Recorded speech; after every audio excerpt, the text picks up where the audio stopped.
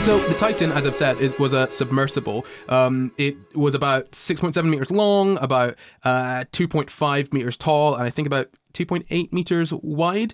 It could fit 5 people, and it could reach a speed of 5.6 kilometers an hour, max speed, which is about 3 knots. It could last 96 hours with 5 people. So 96 hours worth of air in that little box there. And it could have 5 people. So that was apparently the crew is 1 pilot, 1 technical expert, and 3 mission specialists. That's such a wanky name. Yep. Like, imagine if it was like, it'd be like if you it sounds like something they call you on a Disney ride. I was going to say, like getting Mission on a roller coaster. specialists, It's like yeah. you go to a Star Wars. Yeah, no, exactly.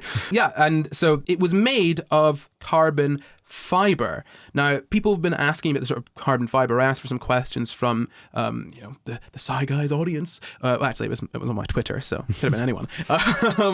So the hull was carbon fiber. Now, usually these kinds of subs are made from metals, like, usually it's sort of like titanium, like really strong bloody metals. Now, the issue with that is you want it to be neutrally buoyant, right? You want it to be able. Do you know what neutrally buoyant is? Does it mean that if you put it in the water, it stays in the same place, doesn't sink, and doesn't float up? Exactly. So negative buoyancy is when you sink. I guess buoyancy, sort of positive buoyancy, is going up. And if you just sort of remain in balance where you are, that is neutrally buoyant. Yeah, exactly. Spot on. Now, if you want it to be neutrally buoyant, right? You want it to be able to just kind of float where it is, so that you can just have your propellers, your propulsion sort of push you wherever you're going. Again, a lot like space, weirdly, right? There are different concerns. It's not exactly one-to-one, but you can see where people are sort of bringing these connections in between the sea and the sky, essentially. Now, the hulls that have metal, right, like this sort of really strong titanium, that's obviously quite dense, and you don't really get neutral buoyancy at certain depths. So what you need to do is have this foam on the outside that's sort of really, really, it's really expensive. You clad the outside in that, and that sort of gives you that neutral buoyancy. So the Titan was made of carbon fiber. The reason for that being that carbon fiber is naturally buoyant. You don't need to pay for that expensive foam. So, it's a really good way to cut costs. When your clients are billionaires. Yeah, well, I mean, over and over and over, when you just look into this, all you can see is just cut corners. And if I'm being perfectly honest, if I'm going in a little tin can or a little carbon can down to the bottom of the bloody ocean, I know it's not the bottom of the ocean, by the way. I know it was only a few thousand meters, and actually Challenger's Deep is the deepest point of the ocean. Okay, we did an entire episode on it called Into Deep. You can go and watch that. That was an oldie, but it's a goodie. So I should actually say that, by the way. In this episode, we're not going to be talking too much about the different sort of depths of the ocean and all of those sorts of things, because we did cover that in depth in a previous episode. You can click somewhere and you can go and see that. So yeah, they had a carbon fiber epoxy composite hull. It had 6-inch thick walls, which was, I think they sort of figured out it needed to be maybe 4.5-ish inches, and so they rounded it up to 5-6 inches. So it was thicker than the sort of like, I guess safe minimum. Yeah. So now you might be wondering whether other submersibles have used carbon fiber. One of the a few of the questions actually were based around that. Some people were asking, I heard this was the first carbon fiber submersible. That's not actually true. There has been, to my knowledge, at least one other submersible that would go to sort of comparable depths with a carbon fiber hull. The issue is that this carbon fiber hull, the first submersible with a carbon fiber hull was the Deep Flight Challenger. Now you may think that that's James Cameron's one. It isn't. It's not James Cameron's one. It's a one-person submersible. It was Steve Fawcett commissioned it in about 2000. Then he died in, I think it was a flight accident or some kind of accident, some kind of tragic accident in 2007. Yeah, a light aircraft crash. And so the Challenger was then sold, but it wasn't ever actually like fully tested, or well, it was tested, but it was never fully used, to my knowledge, again, for a deep sea dive. Basically, they tested it at high pressure, and it was actually okay. There was one issue. I think they found one crack, but that was from a manufacturing issue. So they did some more tests, and this was Virgin Oceanic, right? So Richard Branson was planning to do, deep sea. He's going to send people to space for money. He's going to send people to the bottom of the ocean for money. Okay, this is sending people to places that are just death everywhere for money. I don't know. Just take a trip to Australia. This is basically the same thing. Okay, just go there. Walk around. You see a stonefish. Don't step on it. You might die. It's one of my biggest fears. Just Richard Branson offer that as Virgin Holidays. So Virgin Oceanic, they tested it. They tested the Deep Flight Challenger, and they basically said it's only going to be useful for one dive. A single use submersible isn't really great if you're trying to build a commercial industry, right? Especially when it's expensive. And now the reason that it's only suitable for one dive is that you don't just send it down and it comes back up and it's fine, right? It's under constant pressure. And this is what I need to get across. I mean, I don't know if you've ever swum to like the bottom of a sort of deep swimming pool, but whenever I've done that, like, you can feel. Really? I mean, at least as a kid, I could like feel like what felt like a bit of a difference in pressure. Had very sensitive ears at the time, though. I think I'd burst them on the plane. Who knows? But I mean, if you really like, I feel like you can feel the change in pressure when you go deep enough. I mean, the change in pressure if you're on an airplane, right? Like you can. I mean, even though they try and keep the cabin pressure kind of sort of constant, there is still a change in pressure there, which is why your ears pop. Now it's a similar thing, but in reverse with this submersible. When they're down there, they're basically just stopping themselves from being crushed on all sides by water at all times. If you think about it as well, right?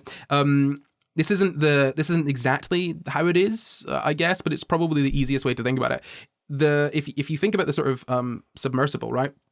Whatever shape it is, let's say it's circular on the top. It's like a circular top, right? You then have a cylinder of water, whatever the surface area of the top of your thing is. You've got water, a column of that, thousands of meters, kilometers up. Yeah, exactly. Yeah. Exactly. And it's weird to think about because you don't automatically intuit that, but we have that that's what our air pressure is the kilometers of air above us pressing down on us due to gravity, which is pretty weird actually to think about. Yeah, absolutely. And air pressure isn't very much. Do you know what air pressure is? And air pressure is at sort of sea level. 1 Pascal. Or 1 atmospheric pressure, sorry. It's 1 atmospheric pressure. Oh, it's not 1 Pascal. No, it's very much not 1 Pascal. It's over 100,000 pascals. That's what a rounding error, whatever. Yeah, that's close enough. It's 1 atmospheric pressure, yes. which is why we call it that. Yes. But about 100,000 pascals. Now, yeah, obviously water pressure is much, much more than that, again, because water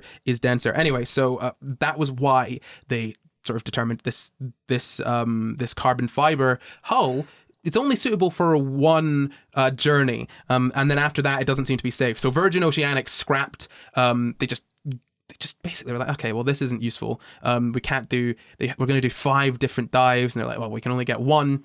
We'll shelve this for now, right? So that was the first carbon fiber hull for a submersible, and Virgin Oceanic, they got it tested properly, and they found out, okay, this isn't suitable for multiple dives, so we're going to leave it. That's not the same hull necessarily that the Titan had, but I'm giving you an idea here of carbon fiber hulls for these. There's a reason that they're not super commonplace, despite the fact that carbon fiber has been around for long enough for it to be, a thought there.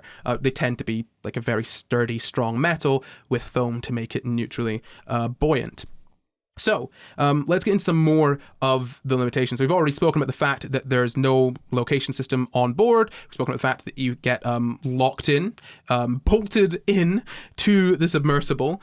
On top of that, there's no way for the ship to be controlled by the support ship. Yeah, why is that, Corey?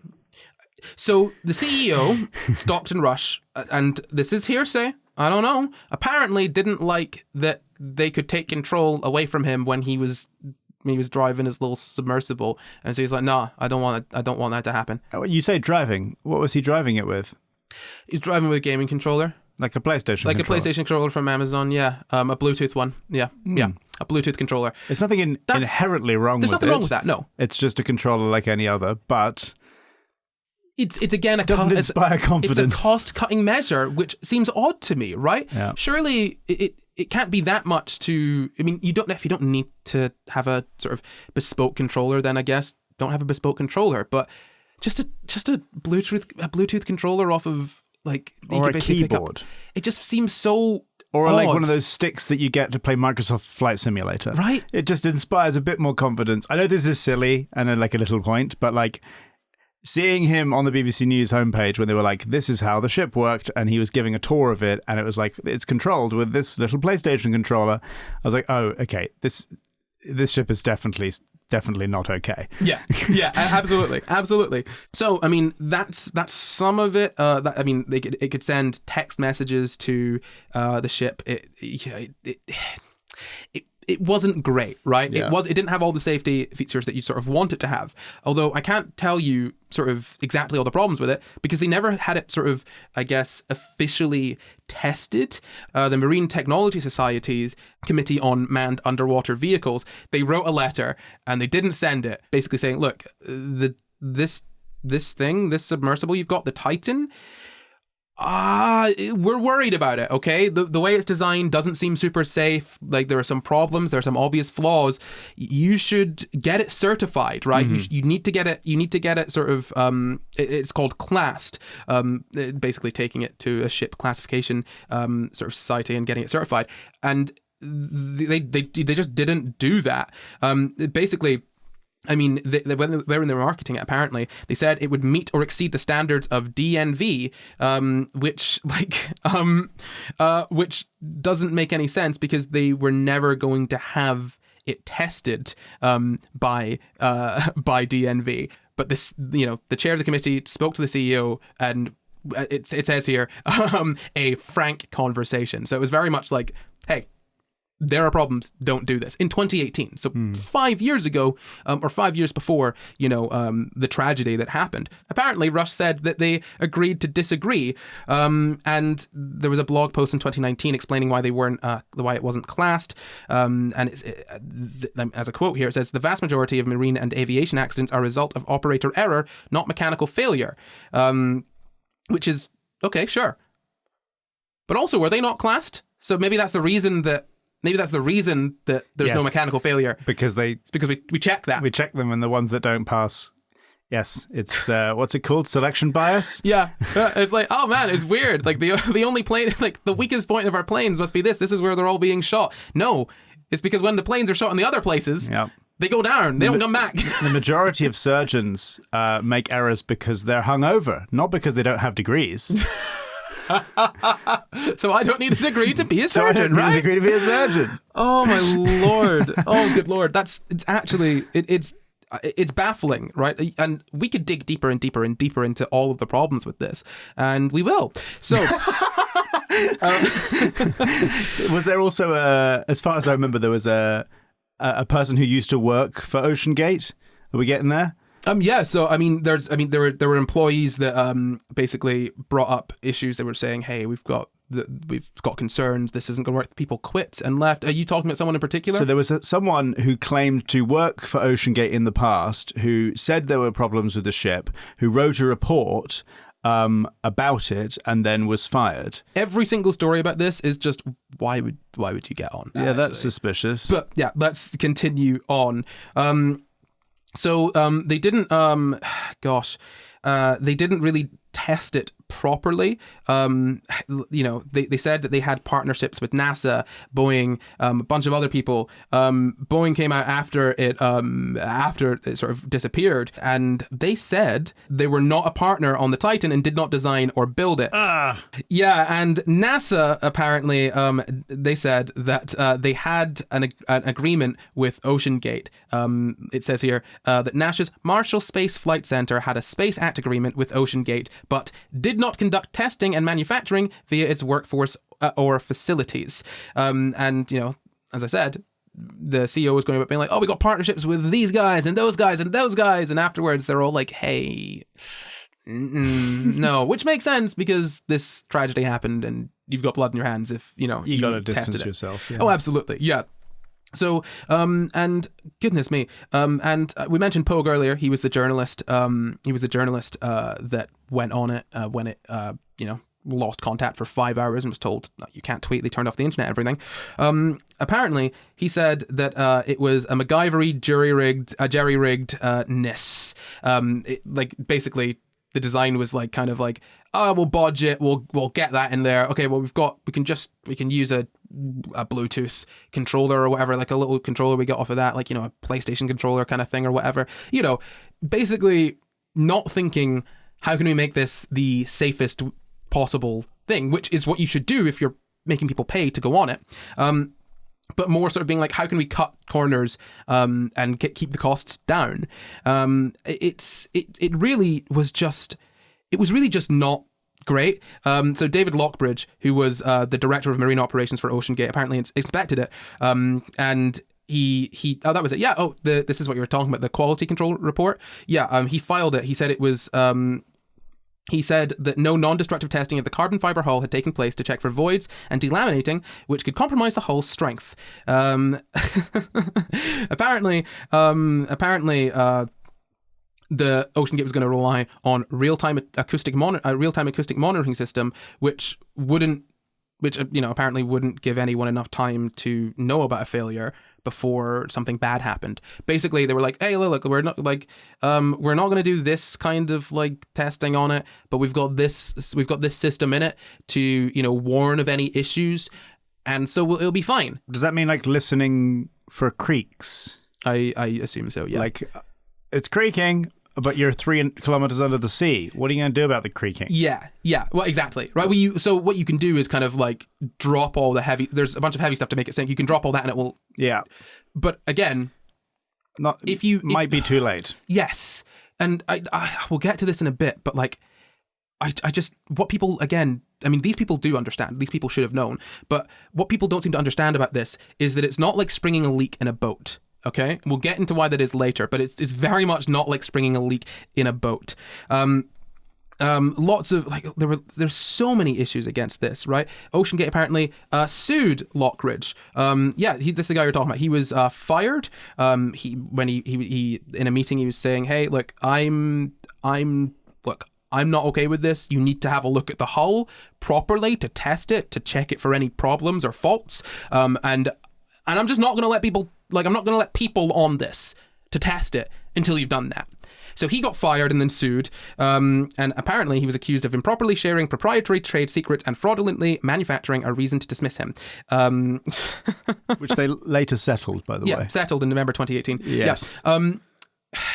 Every single thing about this is just... If you look, and there were stories about this out before. I've been finding stories from 2017 and 2018, 2019 about carbon fiber hulls and all of this sort of stuff. If I was going on a thing like this, I would want to look into it. Oh yes, I mean there was a television production company who, I think in the UK, who were looking to do a dive in this thing, and they went away, and a television production company, had a look at this thing and went, "No, yeah, we're not gonna. That's not safe." And didn't do it. And that's a television production company. I mean, obviously, presumably they hired someone to have a look. Yeah. It's not just some TV, absolutely. Yeah, TV dude being like, what's this thing? This doesn't look safe. Being fair, though, I feel like a TV dude could also just look at that and be like, nah, mate, nah. Yeah. I mean, James Cameron we'll talk about why James Cameron was kind of involved in all the talks about this in a bit. But James Cameron was saying, yeah, this is a bad idea, sort of from the start. He's going to know. He knows. He went even deeper. He went the deepest anyone ever did go. He broke a record. Or can go. Yes. Maybe. Like, literally. He knows what he's talking about. But I'll say that now, right? So if you see James Cameron being spoken about or being interviewed for this, it's not just because he directed Titanic. No, but people might think that. No, but how amazing that he's involved with the Titanic twice. Yeah, right. Well, I mean, it makes sense though. I think his whole thing, he's really interested in exploring. Yeah. He's a director and explorer. He truly had a submersible a submersible built so he could go down as deep as anyone had ever gone. And he collected samples and he took pictures and he genuinely aided our understanding of this. These guys were just going to go look at the Titanic on a screen.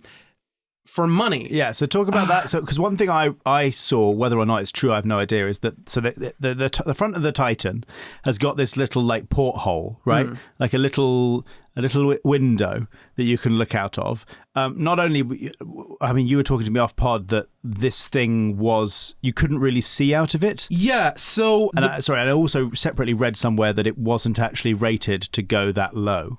It was rated to go like 1,800 meters. Okay, so there's a few things there. I mean, the porthole, I think, it wasn't a viewing porthole. Now, if you want to view stuff below the surface, like, well, that deep, light doesn't penetrate that deep. It's really dark. It's really, really dark down there. So you need lots of lights to be able to see anything. It wasn't fitted with them so that you could look at a porthole and see that as well. Think about it. A porthole is a weak point, right? Yeah. You wanna have as few of those as possible, right? Because that's a weak point that could collapse inwards, right? So they didn't have that. What they were doing was looking at it on a screen. So they had basically a camera, and they were inside this thing with no real view outside, and they were looking at stuff on a screen. So it's basically the same as being in one of those like fake roller coaster things that, it's a 4D experience or whatever it is. So like if we continue on, there's even more more issues with this. Apparently they tested Titan without a crew to 4,000 meters in 2018 to make sure that the design was okay, and then apparently they sent a crew of 4 by going to 3,760 feet in April 2019. So Rush went solo down to 4,000 meters. He was the second person to do that after James Cameron went down way deeper. James Cameron went, I think, 11,000-ish meters, or maybe he went down in the Mariana Trench. Like he went like as pretty much as close to Challenger deep as anyone's gonna get. So they'd completed all of their testing by 2020, and apparently the hull was starting to show some signs of like basically wear and tear, right? It was then they were then like, okay, well, it can't go to 4,000 anymore. Let's keep it at 3,000. And they then sort of like repaired or replaced different parts of it. A different company repaired and replaced the hull before they did their first trips to the Titanic. So apparently it says apparently the Boeing owned the carbon fiber materials, like that's where they got the carbon fiber, but OceanGate got them at a discount because they were past their shelf life. Mm-hmm. Oh god! Boeing said that they don't have any record that they sold anything to OceanGate or Stockton Rush himself. So that's kind of all of the background. I mean, as you can see, what we've got here is a submersible that is basically been put through the ringer. Already, we know that carbon fiber submersibles, like that the hull just. It's not super safe for multiple trips. And they replaced and repaired it, sure, but then they sent it down, to the Titanic a number of times. People were asking if they knew they were in danger before it imploded. Well, they likely knew that they were in danger. I heard that they dropped they dropped all of the weights and they were trying to resurface, but it's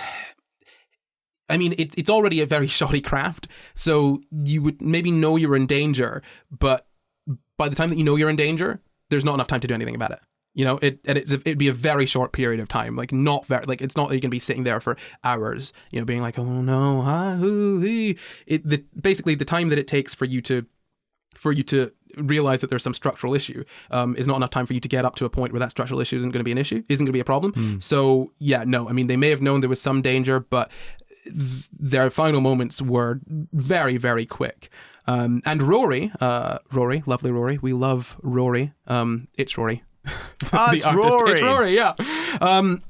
Asked what part of it would have caused it, and would they have known anything or felt anything? Yeah, and again, similar sort of things. It was the hull, just structural integrity, because the hull was not meant to go down to that depth so many bloody times. It's like driving your car into a wall multiple times and thinking that it will be fine.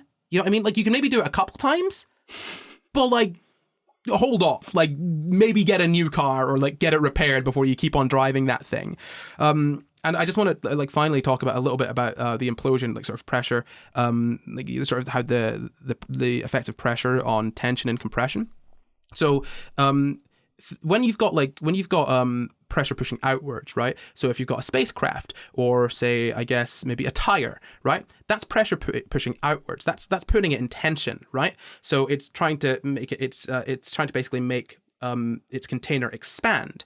Now, carbon fiber can be quite good at that, it being expanded, and it can resist that, right? Pretty solid, right? But compression is different, right? When you've got the high pressure on the outside, it's not the exact same thing. Or just things in reverse. Yeah. It's being compressed. It's being crushed, right? And different materials have different sort of properties. But that compression is, as far as I'm aware, is harder for the sort of carbon fiber to deal with structurally than being in tension. And yeah, it's just a genuinely horrible thing that happened.